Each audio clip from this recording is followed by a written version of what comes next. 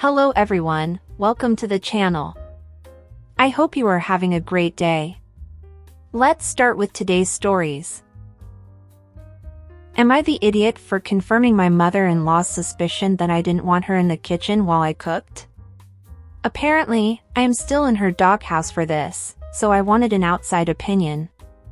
My mother-in-law is not a bad person, but she can be very difficult. My wife, Sarah, has learned to process these things with grace, which I appreciate. I am still learning, but I will get there, I hope. One of the ways she's difficult is that she has some manipulative tendencies. A very common tactic for her is to fake whining that she's not welcome here. I guess I'll just go outside.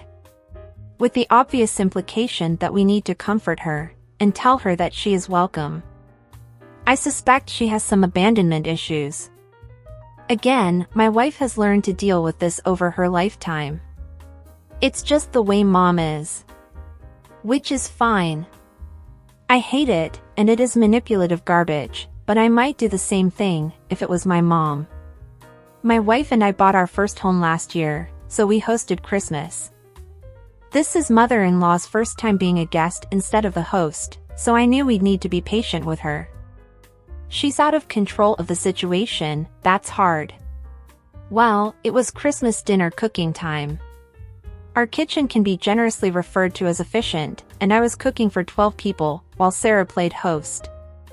And my mother-in-law found every excuse to park herself in my way, as I was trying to roast a goose, and make 5 sides. I had to ask her several times to move, just to find space to chop. Finally, this exchange, recalled as exactly as I can, occurred. Me, hey mom, you can just go hang in the living room with everyone else. I got this. Her, oh I get it, I'm not welcome here. Imagine this in fake drama tone. Me, well, yeah, but I figured it would be rude to say it like that. I think she was mad I didn't play along, because the facade dropped instantly. She said fine, and went back to the other group. I didn't think much of it, until she told Sarah this week that she was still mad at me. Am I the idiot? OP replies to the comments. He gives more information.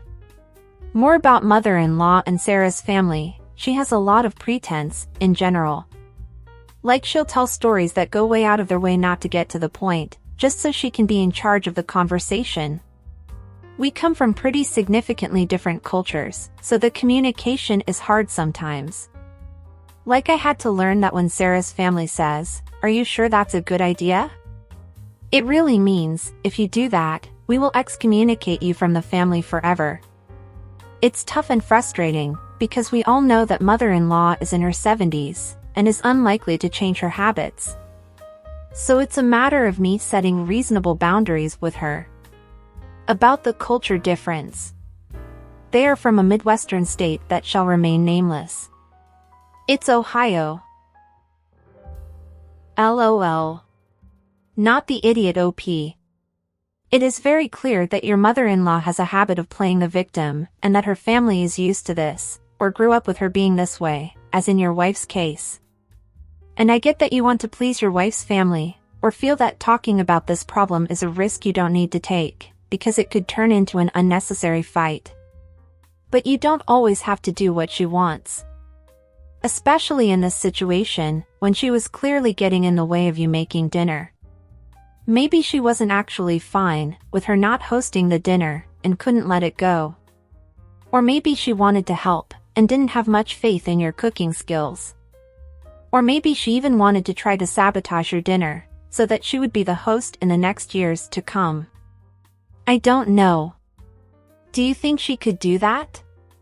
But the point here is that you are not the idiot. You gave several hints that she was getting in your way, and when she asked, you only answered the truth. You didn't have time or patience to coddle her. Also, she seems like someone who always wants to be constantly reminded that she's wanted, needed, but that wasn't the time or place. Now let's read the comments before going to the update. Not the idiot. She's not mad that you said that.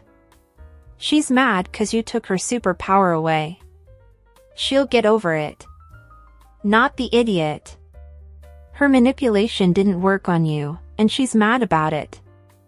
I would stop playing along altogether. After all, that's just the way you are. Not the idiot. Just because your wife tolerates mother-in-law's manipulation, doesn't mean you have to. And now you know that calling her bluff gets her out of your way.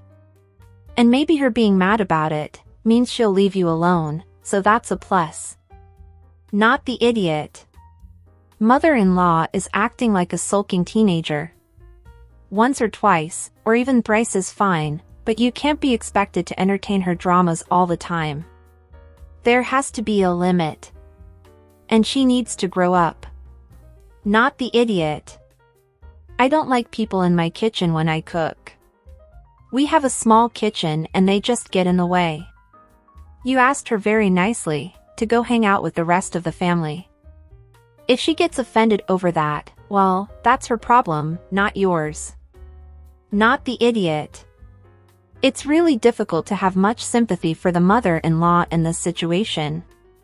She is obviously used to getting the opposite reaction even when she is being unreasonable. I have a mother-in-law like this, and it wasn't until I did something similar that everyone realized they didn't need to pussyfoot around her manipulative attempts anymore. And what is your guys' opinion regarding this? Would you have had the same reaction as OP? Or do you think he was too rude with mother-in-law?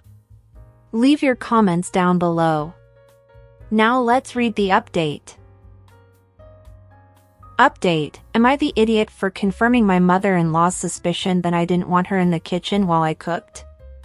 Okay, so this went really poorly, but somehow could have gone even worse. My mother-in-law is more of a piece of work than I thought.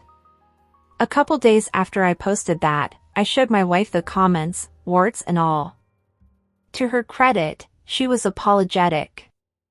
In that she knew her mom was in the wrong, but had gotten so used to the behavior that she was hesitant to correct it. I said that we probably needed to rip the band-aid off if her mom was going to come back next year, and she agreed, very reluctantly. I should note something about my wife's family. They don't really argue in the way that you or I understand it. They complain to each other's faces, loudly, and then no one changes their mind, and then it's buried until it flares up again. This is something my wife and I have worked through, very thoroughly, over the course of many years. And it is probably why mother-in-law's marriage recently fell apart. Anyway, so we get on a call with her and bring up her grievance, with me as a silent speakerphone partner. And she is still apoplectic about it, for reasons that I frankly do not understand at the time. She starts talking herself in wild circles about what she perceives happened, which was not particularly accurate, but I don't care much, I just want harmony next time she visits. And finally my wife says something to the effect of, "Mom, what are you actually upset about?" And finally, we get to the actual crux. I'm really just disappointed that my son-in-law would speak to me like that.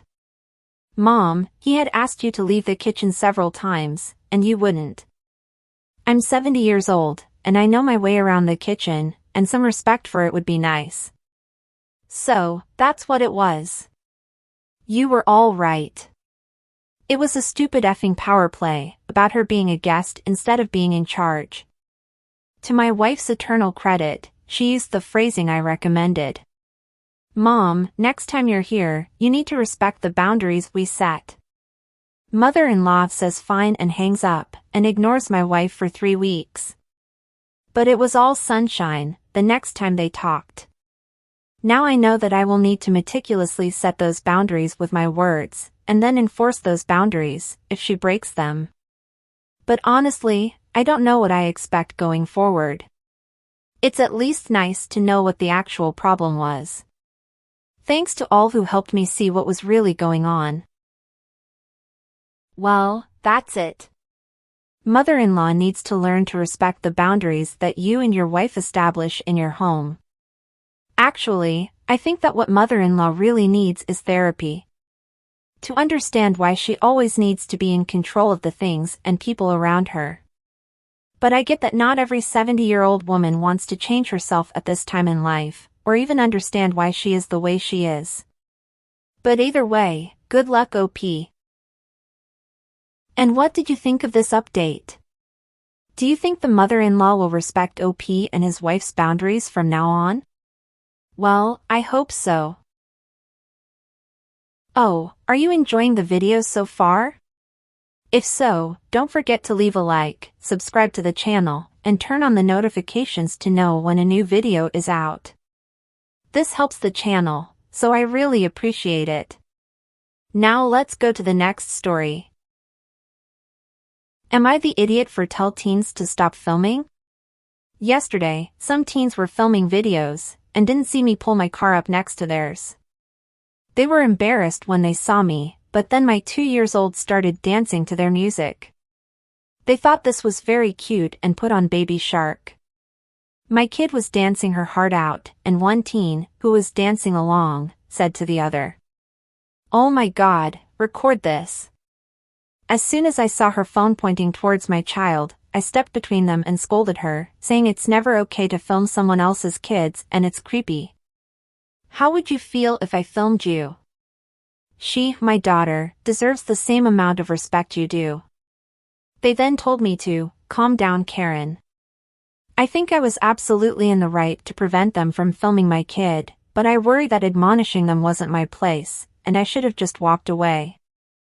I get that it was a public space, with no expectation of privacy, but I always try to keep other kids, or at least their faces/identifiable features, out of pictures I take of my child. You could simply tell them not to film your daughter, and if they didn't listen to you, then you would have scolded them. I understand that the way you did it may have been too much, a bit rough, for some. But you have every right to stop people you don't know from filming your daughter and posting on their social media. Heck, I know people who don't even let people they know post photos of their kids on social media. You didn't do anything wrong OP, you were just protecting your child. Overall, not the idiot OP. Not the idiot. Regardless of the legalities, it's hugely problematic to turn other people into content without their or their parents' consent. This is especially true when it comes to minors. I suspect that this is something that will be legislated at some point, because it has become completely egregious. Totally agree with this. It has been legislated. No expectation of privacy in public. Not the idiot. Everyone all up in arms about it's legal. It's effing creepy is what it is. I don't care if you have the legal right to videotape in public. I draw the line at taking videos of children. You people haven't come across the type of people that actually don't give a shit about the law. If people did this in my hometown, the teenagers would have probably gotten their asses kicked and not just yelled at. Exactly my thoughts. I don't give a f if it's legal.